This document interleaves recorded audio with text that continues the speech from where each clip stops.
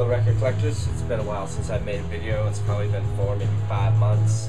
Dwayne just put out a thread a few days ago. I thought I'd respond to it. It might just kickstart me into making some more videos a little more often than I have been. I kind of feel like a part-timer because I've been posting videos for a year now, and I've only posted 9. So, and some of you guys are out there posting like, 3 videos a week, and I don't know how you guys do it. I admire you guys. I'm lucky if I can get 10 minutes on YouTube a day. I mean, I try to get on every day, whether it be for 2 minutes or for an hour and 2 minutes. And I try to follow as many of you guys as I possibly can, but it is impossible. The community's growing so big.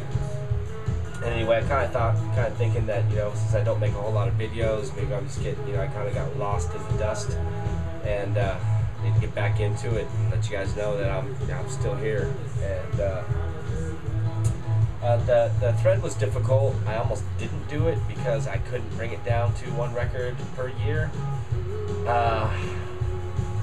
But after seeing Mr. Hall of Fame's response to it, I realized that, screw it, I'm just going to make me a nice little stack of what I was listening to back then. I mean, when I was in 1980, I was 12 years old, and then, by 1989, I had turned, 21, I think. So, very musically influential years right there for me. And 1980, being 12 years old, I kind of just broken away from my brother's, musical shell and my mother's musical shell, and discovering that there was other music out there that I was attracted to more than I was my brother's musical taste or my mother's musical taste.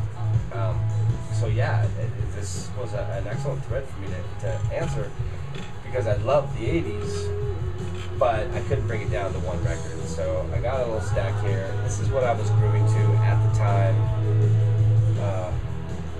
When I mentioned these years, these are bands that I was getting into. This is not hindsight. This isn't looking back and discovering a record and going, oh, this was such a great record, and it happened to come out in '84. So I'm going to say these right here are what I was listening to. Just so I don't forget, everybody's kind of been holding up this record. I believe it is absolutely their best record. In memory of REM, background noise, I saw REM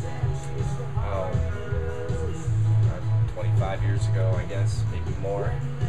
And I was a little disappointed in the way they performed in the concert. It was at the Arco Arena in Sacramento. The sound quality was very poor, and they just weren't very energetic. But I've always been a huge fan.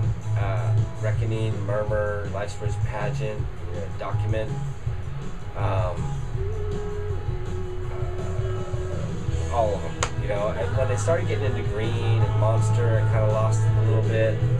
I did like Automatic for the People, and I did like, what was the name of the other album?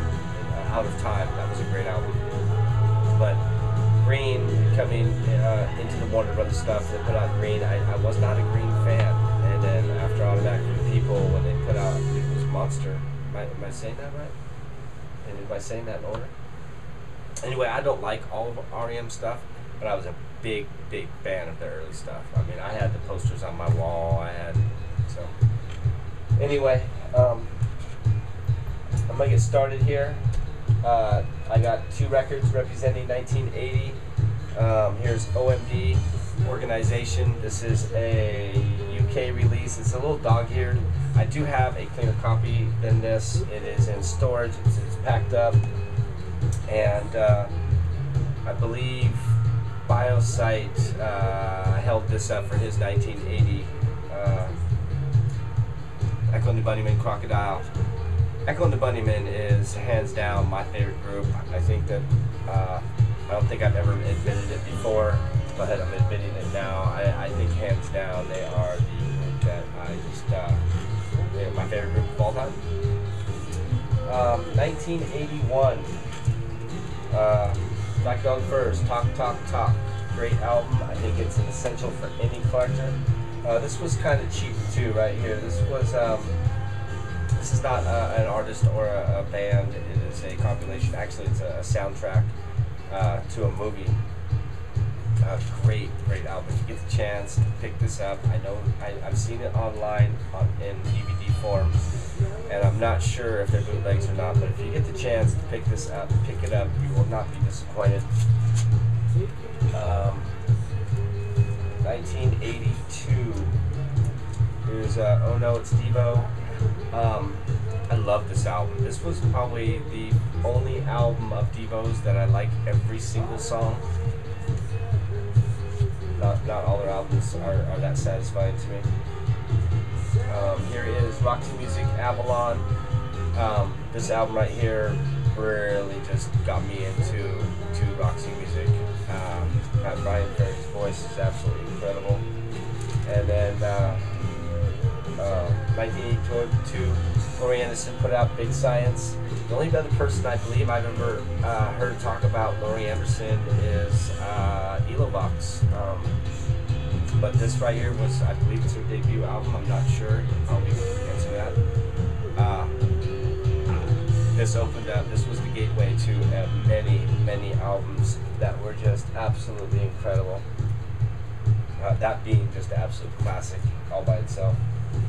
1983.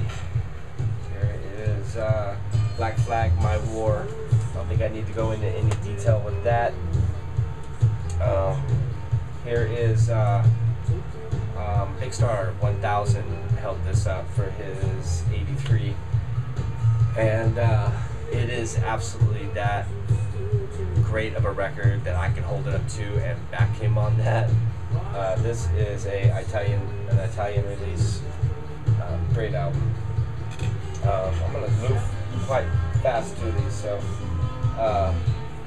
here's The Cure. Here's my 1984 stack. Here's a UK release of The Cure Live. Here is 1984 Black Flag, Damaged. And I feel kind of weird putting this next to my Black Flag, but it's Depeche Mode, Some Great Reward, 1984. I had heard of Depeche Mode before this album, and they were kind of cool, but when I heard this album, I really had an appreciation for their music, and I thought it just only got better from that point on. But that is my favorite album. A lot of good memories go with that album. A lot of good memories go with this whole stack of records. My 1985, here's New Order, Low Life. Great album. Love Vigilante. It's an awesome song. Here's Del Fuego's Boston Mass. This was my first CD I'd ever purchased. Dead Kennedy's Frankenchrist. I just picked this up at a yard sale for $10. It does have the poster, which I cannot show. It's just a little too graphic for. I still have a copy of this. It was worn out. Someone gave it to me about 15, maybe 20 years ago. Barely playable, you know. I didn't enjoy playing it because I was worried about my needle. But I was finally glad to finally get a copy. I've been really trying to buy a lot of Dead Kennedys in the last few months. Been trying to fill that whole void I have with them. Here's 1985 promo copy of Propaganda, A Secret Wish. I don't know if it was Jeff the Record Man or maybe Derek Vaughn. Somebody was talking about this album, and it is absolutely great. The lead singer, she has a very incredible voice, just a sexy voice. Here's my 1986 choices. Here's Bad Brains, Eye Against Eye. I actually saw Bad Brains. Here's The Cure, Standing on a Beach.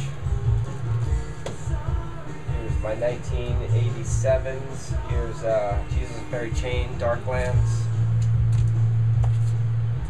Here's The Smiths, Louder Than Bombs. You know, I don't know if this is their best album or not, but it's the album I grab a lot. I mean, I play this probably more than anything, so I had to give it, you know, some credit. And it's a great album. I love the album.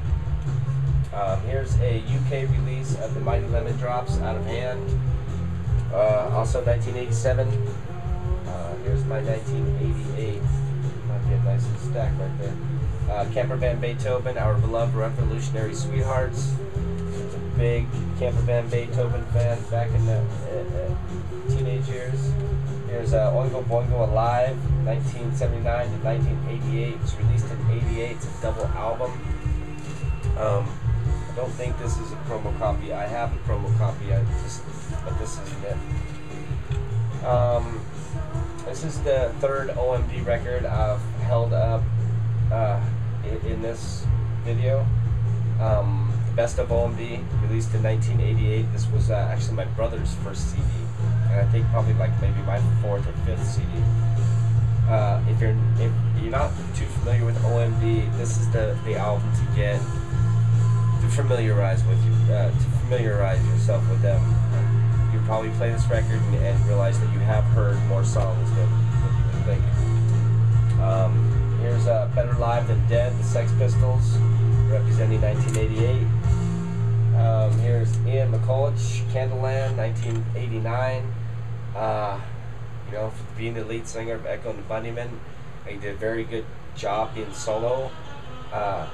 As far as lyrics and voice and talent that way for him, but I think the music got a little soft, you know what I mean? Just a little too, maybe orchestrated is the wrong word because it's not an orchestra, but as far as like, you know, it wasn't as raw as like the Echo and the Bunnymen stuff, but yet still just a fantastic album. I think I've worn that out.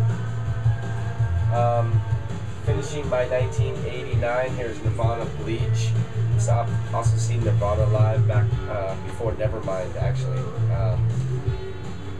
Back before they were really anybody. Great show, a little wild. And because I've been breaking rules by showing more than one, I even went into 1990 because I really wanted to show this right here, the Darling Buds. And this, yeah, I believe it's an all-girl band. I could be wrong. At least the lead singer is female, and man, does she have a sexy voice. This is a Holland release. The album is Crawl Daddy by the Darling Buds. Absolutely a great album. Love that album. I'm gonna play that album next. And then Everything But the Girl, Language of Life. I've already shown this record in another video. I play this all the time. This is just good music to clean your house with, to chill on the couch with, to have company over with. It's just a very relaxing, sound good album. And then probably the last thing I'm going to show before I run out of time is this Depeche Mode, Time After Time. This is a bootleg, I believe. If anybody has this or knows anything about this, please tell me. It was recorded in Wembley Arena in London on 1/11/1988. It's got a lot of cool songs on it. It's got a lot of the same songs that would be on the 101 album. The sound quality is extremely poor. There are no individual tracks on the album. It's all kind of rolled into one. The recording is absolutely poor. On the record, it is labeled Tone Deaf Records, I believe. And yeah, you'd have to be tone deaf to think it was a good recording. So if anybody knows anything about this, please let me know, because I've looked into a couple of outlets that I know on the computer, and I couldn't find anything on it. So let me know. I think that's it. I think probably the only one thing I want to say is last June, I went and saw U2 in concert, and what an absolute mind-blowing concert. Absolutely incredible concert. Also, while I was down in California for the concert, I asked my girlfriend to marry me, so that was cool, and she said yes, so that was even cooler. And I think that's it. Thanks a lot for watching, guys.